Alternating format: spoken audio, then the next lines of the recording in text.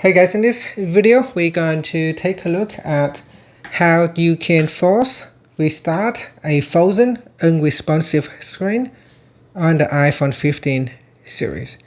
So first you want to press on the volume up, then volume down keys, and then press and hold on the side button. So let's do it now.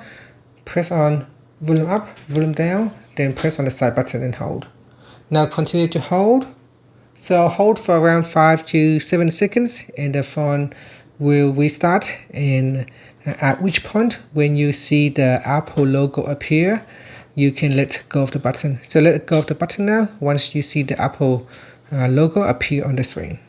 So again, press on the volume up, then volume down, then press and hold on your side button to force restart your frozen unresponsive screen.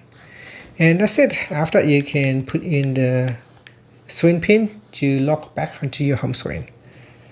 And that's it. Thank you for watching this video. Please like and subscribe to my channel for more videos.